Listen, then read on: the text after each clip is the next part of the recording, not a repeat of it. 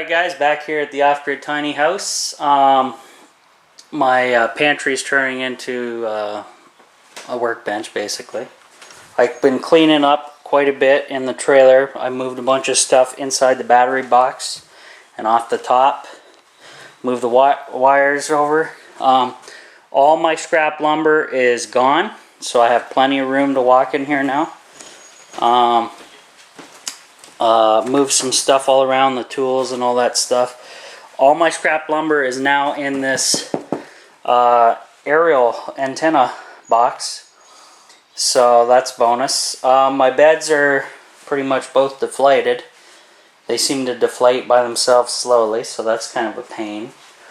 A lot of stuff going on. I've been cleaning up a little bit. Haven't touched the aquaponics just yet. As you noticed, all my planters are gone. I transplanted some plants the last go around. I came here after a couple days, they're all dead. So I'm thinking I got some bad dirt. Or it was probably that Miracle-Gro liquid that I made. Either one. Probably that more than the dirt. So yeah, I just scrapped the idea of growing stuff indoors for this year because it's getting way too late in the season now. But I'll show you what I've been doing. I used up quite a bit of the lumber. As you can see, it's gone. So what's going on now is, ta-da, we have a nice shelf for the Aqua Cube. And this is a warning, don't do this at home. This produces carbon monoxide out of this vent and the other vent. And what I did is I got about a foot away from this heavy gauge piece of metal that's screwed to the wall. And what I'm going to do is I'm going to kind of redneck this up where I have my fan here, USB fan from the dollar store. And I'm going to direct it right outside the window. So when this thing gases off, the fan's going to shoot it outside the window there. And I won't have to worry about it. It'll take the heat and all that stuff with it. So that's the idea. So just a reminder, don't do that at home unless you know what you're doing. Or just don't do it anyway. You know. So this is going to work out pretty good. I don't have the unit, the stuff plugged in, but what I have is, here is the pump, and I got it strapped neatly. And what I'm going to do every time I'm over here, I'm going to set a bucket in here, open up the tap to fill it, drop the pump into the bucket, and that's my shower water. Pretty simple. I didn't want to just fill this entire tub and use that. I'm just going to get a nice little, maybe a bucket from TSC or just a bucket laying around. So that's going to work out nicely. And I have access to all the wiring and plug and play charging and stuff like that over here. Here is the propane gas I can have access to. And I'm probably not going to really use the sink portion. I may though. I'm leaving this open in here to let any moisture left over in the lines and stuff evaporate. The shower works out pretty good. That plugs right into there. And then I'm going to string that up once I have a permanent connection. I need a shower head holder for my shower. But that's going to work out pretty good in the shower, guys. And that's kind of like an awesome ideal spot for that. And I got a couple straps in there too. But for now, this is just kind of hanging out. Inside, I have I put some flooring down. I didn't tack it down with anything. I just pushed it down. And if we get any drips out of the lines, it won't ruin the wood up here, which is okay with me. We did have a little bit of drippage here still from that one when I was moving it around, draining it some more. So that's kind of a waterproofing membrane on there. So yeah, so far so good, guys. I got a lot done in the trailer today. Shower's coming together really nicely. I've been working crazy, which is good, but now we're starting to slow up, and maybe I can get back to ordering some more of these switches. I have 3 more on the way, which would make 10, but I still need 10 more. So I'm gonna have to just bite the bullet, order the other 10, and then I can start going crazy here, wiring everything in, and then start thinking about batteries finally. So I'm going to go over all that with you guys, but I think this is going to work well. If those of you don't know, each one of these charge controllers, these are all 30 amp maximum. They can either take 12 or 24, but I'm going to run 12 to all of these guys. They're each going to get 400 watts, so 400 watt solar panels to each charge controller, total of 5. So that's going to have a 2 kilowatt hour, basically a 2 kilowatt hour total.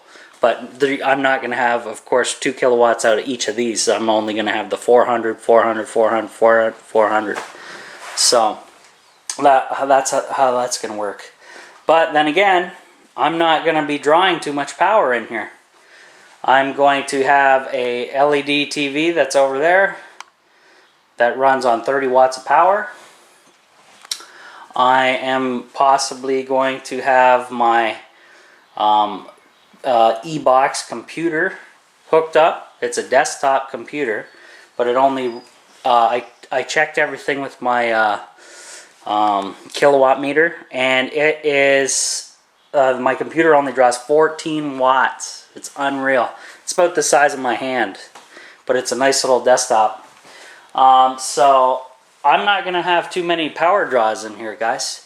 My biggest one in the wintertime will be the motor for this guy. But then I was talking about supplementing with PC fans, 12 volt PC fans that I have somewhere in here. I got them put, oh, they're right there. Never mind. So I have a whack of these PC fans that are 12 volt and 0.18 amps.